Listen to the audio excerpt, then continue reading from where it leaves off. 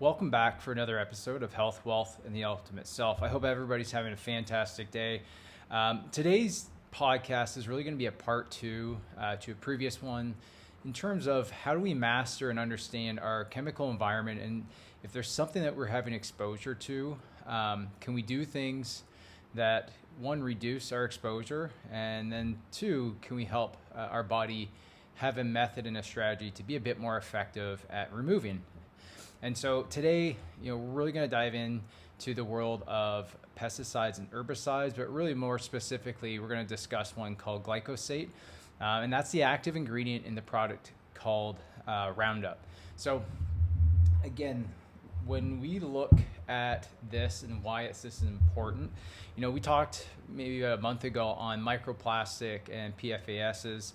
And their impact to human health, right? And there's a lot of different research that's starting to accumulate on those, and there's also a lot of research that's starting to accumulate on the world of glyphosate. So just last month, I posted and did a post on a study where they took Sperry rats, and they took them from in the womb into, I think it was 2 years, they exposed them to what's called the acceptable daily intake, or the ADI, and this is the amount that's deemed okay to have or consume per day. And what they found in these rats that were having basically amounts that were deemed safe on a daily rate accumulated benign tumors and cancerous tumors way more drastically than their counterparts that didn't have the exposure. So this is kind of part of what we're going to dive into. I think there's a lot of conversation that needs to happen here. And I want to dive into, one, how did this come to market? The history behind it. How does it impact human health? Why do we think it makes us sick? And then what all ways can it be messing with our health? And do we have any of those symptoms going on? And maybe this is a place to start to help addressing our health. So back in 1950, a researcher, a Swiss chemist called Henry Martin, discovered this chemical glyphosate back in the 1950s, first synthesized it. Now, it wasn't until the 1970s when John E. Franz, a worker for Monsanto, synthesized it, and then they started to basically find a use for it. So it wasn't until 1974 that Monsanto patented and brought it to market in the product Roundup. Now, it took some time to get popular, and it wasn't really, it really took off in the mid-90s when we were able to modify crops, and those crops were soy and corn, so that they would not be killed off when they were sprayed with this. So this now allowed that you didn't have to just worry about spraying the ground and the weeds. You could actually just spray and hit the crop, and it wouldn't kill your crop that you're spending a lot of money to grow. And so this allowed farmers to mass spray with a lot less repercussions to their crop yield. So that's the origin and the starting of it. Now, if you look at this, though, it's crazy because, this is now something that's on our food with, to me, very little research when it first came to market. But when you look at the foods that are hit with it the most, soy and corn, cotton, wheat, barley, oats, canola oil, another issue with some of your oils, sugar beets, and numerous other plants and veggies and fruits, strawberries, cherries, a lot of your legumes, your beans, stuff like that are sprayed with these. So it's important to understand that, one, these are foods that can be healthy, but if they have this stuff on them, maybe we need to think twice and otherwise. Now, there are certain countries that have banned or put limitations on its use. Those countries are Austria, Belgium, the Czech Republic, Denmark, Germany, France, Italy, Luxembourg, Netherlands, Vietnam, Slovenia, just to list a few. Now, there's talk that Mexico is going to ban it completely by 2024. And then there have been countries that have come out and said, hey, we're going to ban this, but have kind of reversed their take on it and have kind of lifted their bans. And again, who knows what the reason is? I doubt it's research based. I think it's probably more financial pressure. And again, so that's a part of the conversation here. Now, we look at it as hey, it's this herbicide, it prevents weed growth. That's one mechanism. The other aspect that a lot of farmers and kind of post-harvest production is using this for, it's as a desiccating agent. And when we talk about it as a desiccating agent, it's a drying agent. And what that does is allows you to dry and get your product kind of ready to go to the next phase after harvest. If you dry it out, you can bundle it, you can get it to your next chain in terms of the process. And you increase your yield. There's less chance for infestation, rot, and all the aspect in the post-production to go in if it dries faster. So not only is it sprayed on the soil, sprayed on the crops during its growing season, it's also sprayed on it as a drying agent to increase your yield on the crop. Quite fun if you start to think about all the impact that this is having if this isn't healthy for us. Not to mention what happens when it rains and that soil and that runoff, like it gets into our water systems, right? Again, if you have cattle or other livestock that, again, we eat, we consume, or we take and drink the milk from, and it's sitting here in a field or right next to this stuff, and this is what it's consuming, there's just numerous amounts of impact and layers of impact. So Monsanto originally brought Roundup or Glyphosate to market, but it wasn't back in 2018. They were acquired by Bayer, right? Again, pharmaceutical company, a massive company, acquired them and completely got rid of the name Monsanto because there's, at that time and still ongoing, a lot of lawsuits related to Roundup and glyphosate with its role in lymphoma and non-Hodgkin lymphomas and a couple other cancers. So that was part of the process. Now there's over 171 to 180,000 lawsuits that are in motion right now over this product. And again, based on that study that came out last month showing the same chemical, glyphosate, and its potential role in numerous other cancers like stomach cancer, liver, breast cancer, thyroid, you name it, like this is going to open the door for more light bulbs to go off as, hey, maybe this is a potential culprit behind my illness. So this is something that's pretty alarming. So back in 2024 is the most recent data I have, but Bayer spent about $8.47 million in federal lobbying that we know about. Who knows if there's any other money that they spent, but we have to understand that this chemical is produced by the same company that brought Agent Orange to market, used in Vietnam, PCBs and DDT, which are two things that are banned to this day. So this is something I think they're not this great track record of an organization. There's a lot of pending lawsuits. And then there's also in media and social media right now, there's a lot of conversation about this, what's called the chemical liability shield. And it's this basically trying to push through this aspect and this amendment or kind of modification to a bill that would waive liability to manufacturers of herbicides and pesticides. So if you thought you were harmed or had an illness due to them, this amendment or this chemical shield or chemical liability shield that they're trying to push through would be basically void. You would have no right to sue them and they'd be protected. Now, there's 57,000 chemicals that would fall under this liability shield if this passes. So I would highly and strongly recommend we keep an eye on this. If you have any state representatives, which again, if you're in the US, you have them, local representative, reach out to them, send them a message that you strongly oppose and you will not support them if they vote yes to allow this to happen. And it's not the first industry that has waived liability on certain products. So I think this is critical. Now, when you go through and we look at how glyphosate works on plants, because again, so there's a pathway called the shikimate pathway.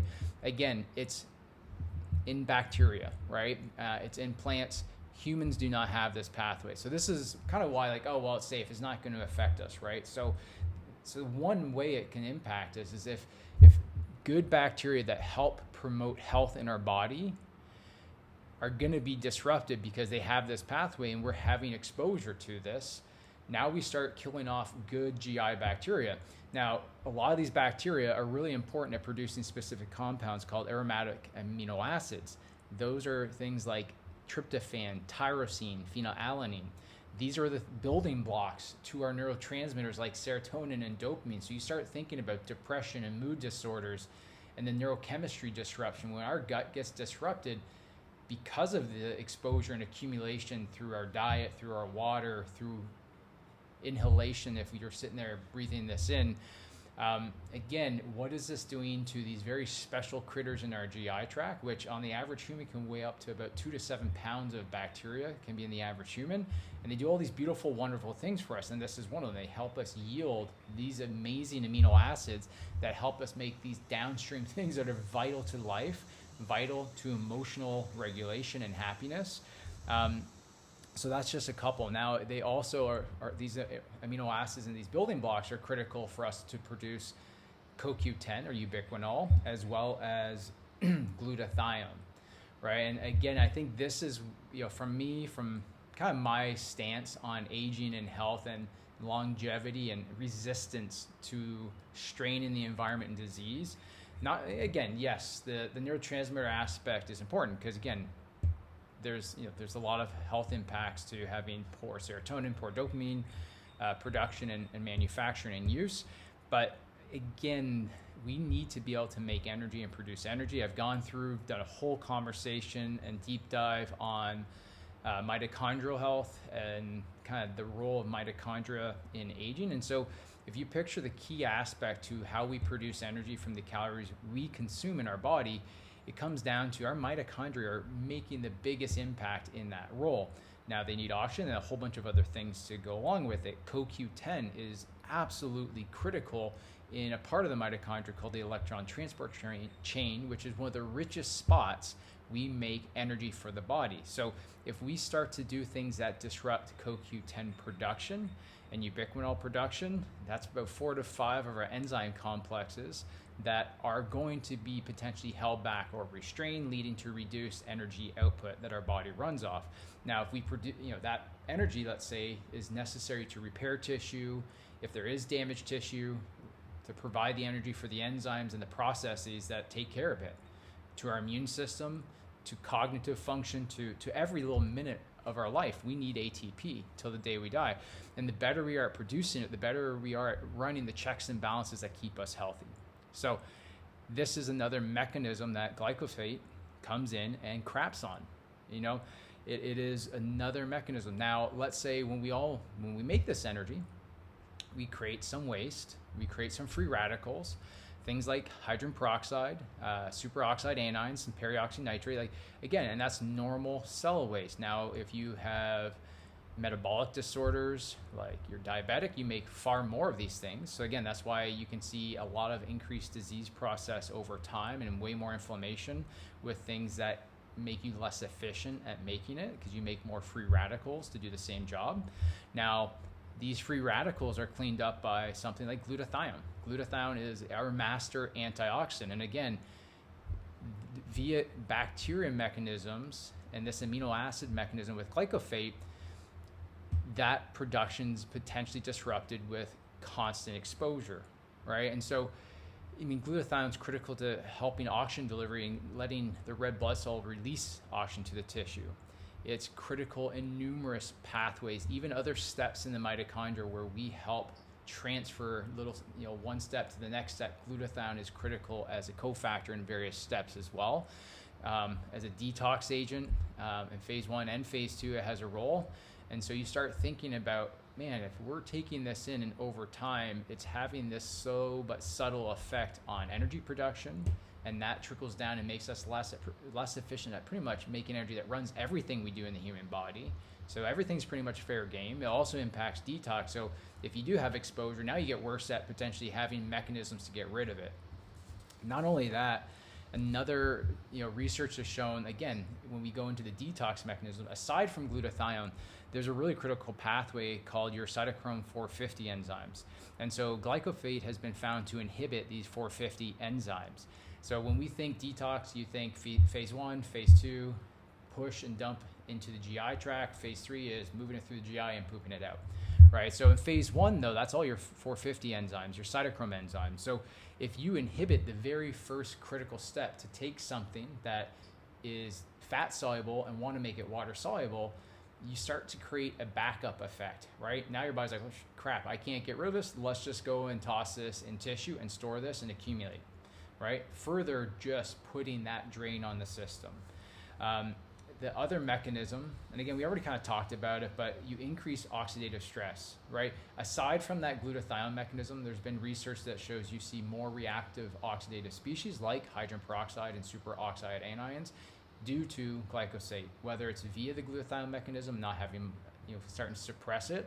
Regardless, you're going to have, again, an accumulation of reactive oxidative species. Now, as you accumulate and have an excess, these things are what causes damage to our mitochondrial DNA, our DNA. So we start kind of environmentally or epigenetically aging our cells and our mitochondrial DNA, which as our mitochondrial DNA gets damaged, the mitochondria do what? They get less efficient and potentially turn on some genetic mechanisms that are not favorable for a long-term health. You see membrane damage, or what's called lipid peroxidation. So you start damaging their cell membranes, which on our cell membranes, you have all these hormonal receptors, neurotransmitter receptors that are really there to respond to your hormones. So again, over and over in the clinic setting, our team sees people come in, their hormones are perfectly normal. Again, I just had a patient come in and I was going through just, how does she eat? How does she move? How does she exercise? She's like, man, I still feel like crap. I got a testosterone level of 180. And again, for women, like that is, to me, more than enough to give you the impact and the perception of the benefits of testosterone. And for her, she's like, I might feel it the first time or the first day, but it wears off so quick. Any little boom I get from this. So you start to think, like, what other mechanisms are preventing that hormone from talking to your cell and giving you the effect of that hormone, or allowing that hormone to properly do its job. And this is where you start to look at, like, if we're damaging the lipid membranes where receptors are anchored, then again, we're disrupting receptor-based mechanisms to hormone and proper signaling across not only just hormones, but neurotransmitters, your immune system. All these things start to become less effective. So you could throw in some blood sugar disruption, like all these things are potential considerations. The other area when it comes to, when you have an accumulation of reactive oxidative species, it damages that part of the cell that makes the majority of our energy, or ATP, called the electron transport chain. So again, that's also where that CoQ10 or ubiquinol is critical in helping us transfer electrons along the membrane. AKA, all these things just make us more vulnerable to stress and strain in our environment, leading to premature aging, premature disease, and premature death, right? So the better we are at taking care of these steps and processes, the longer and healthier we are, and the more energetic we are, the more efficient we are, better we recover, and the more resistant to aging we are. So if this chemical is beating the crap out of a lot of these pathways, is it good? Is it bad?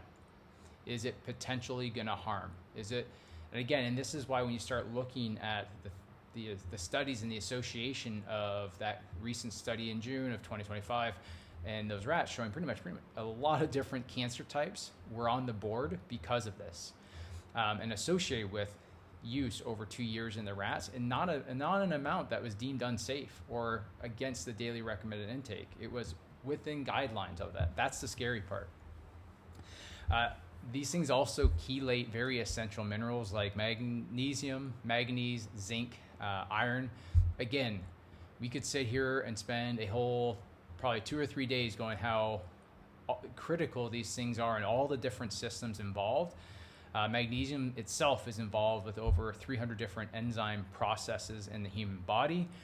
So if you picture how we help use insulin on the receptor level, magnesium is critical. How we want to get fat into the cell to burn it, magnesium, L-carnitine are pretty critical in those steps.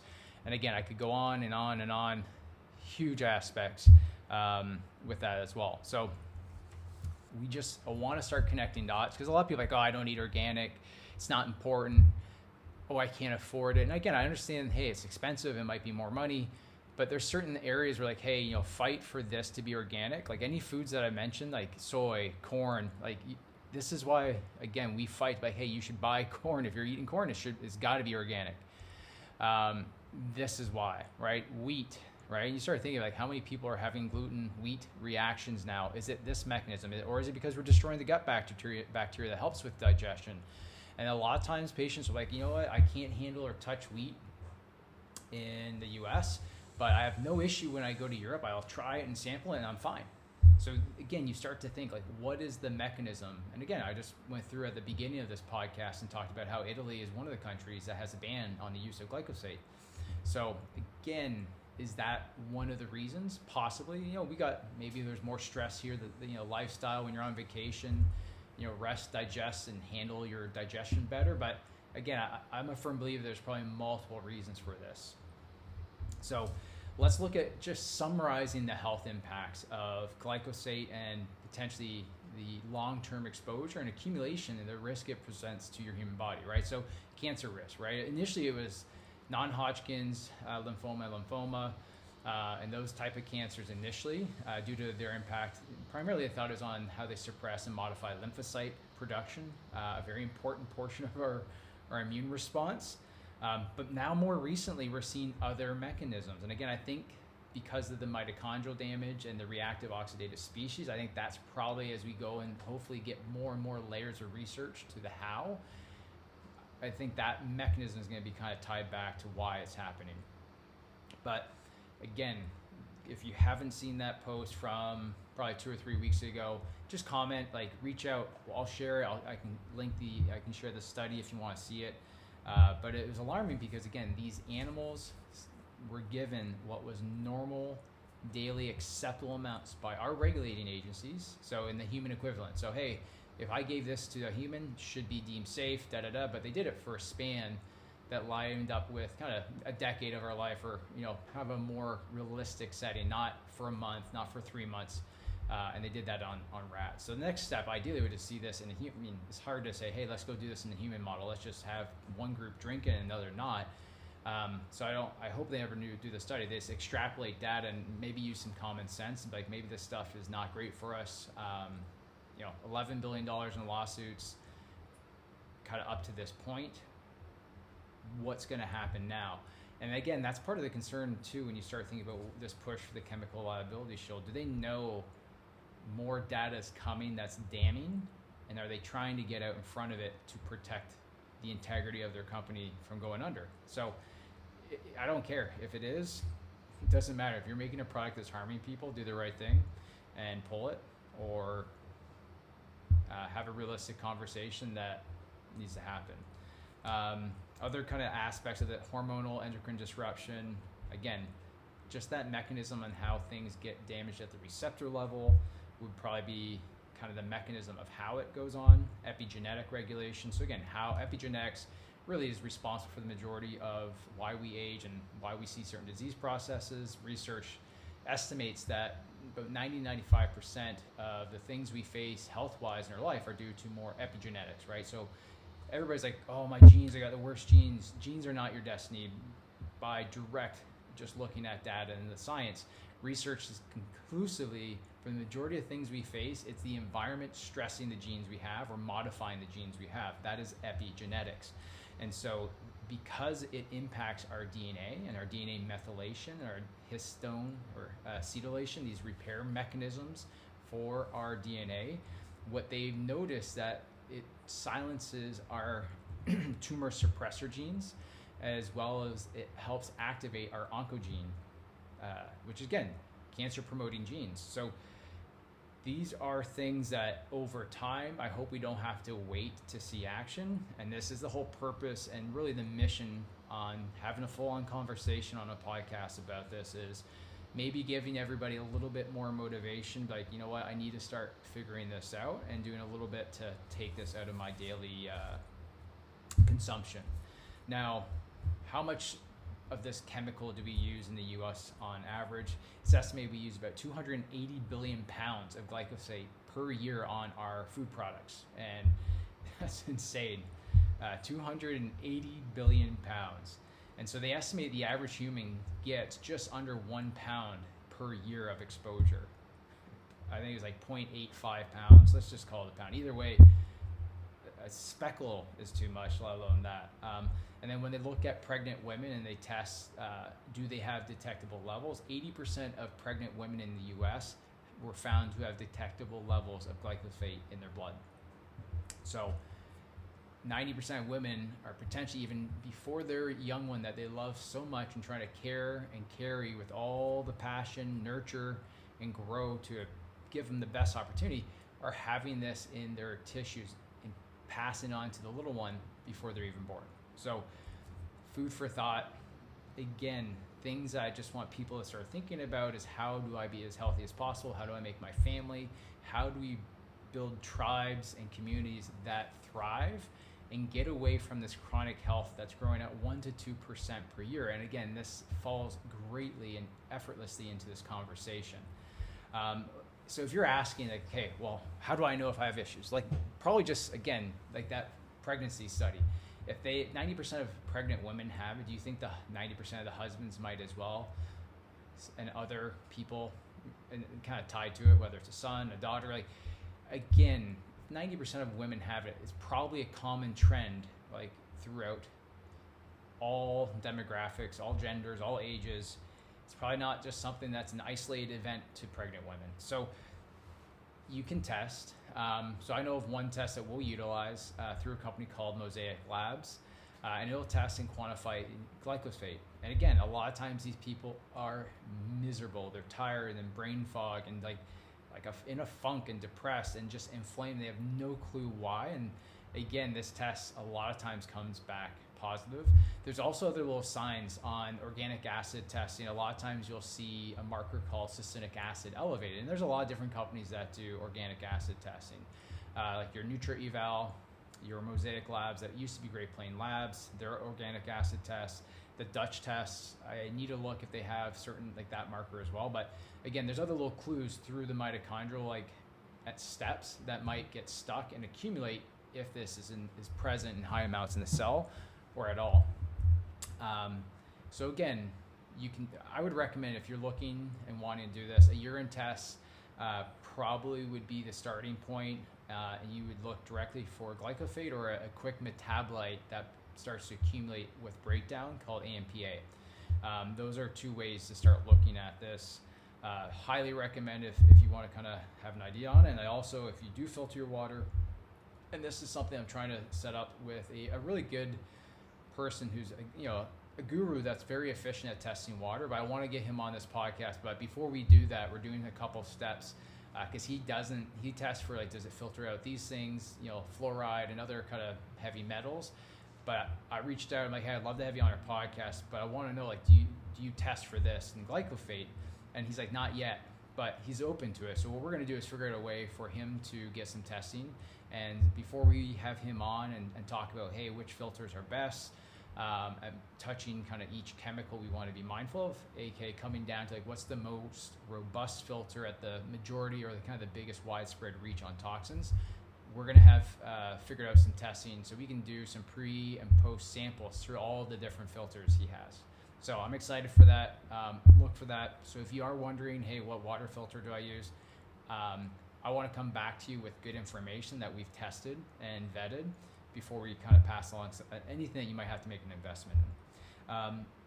So last but not least, again, if I have it, how do we get rid of it, right? So one, this is critical. So basic function. You got to have a bowel movement every day, right? You got to be moving things through you that your liver's working hard to get rid of. So if you're constipated and you have a slow transit time, you got to find a way, work with a provider that's good at fixing, diving into what's going on. Things like, if thyroid's off, you can see constipation. If you have methane-based SIBO, you can have constipation. If you have poor short-chain fatty acids in the colon, you can see constipation. Either way, you want to figure out a game plan on how to navigate through this. But again, you got to move things out.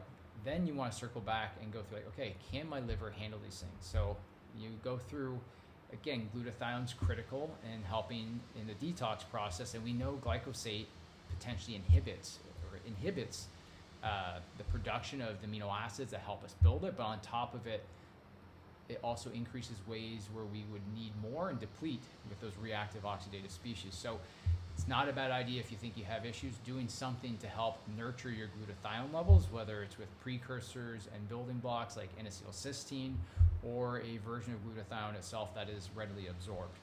Either way, that's a starting point. And then 2, or I guess 3, because we talked about GI, glutathione support, all the things that are necessary to make sure good phase 1 detox happens and good phase 2 happens.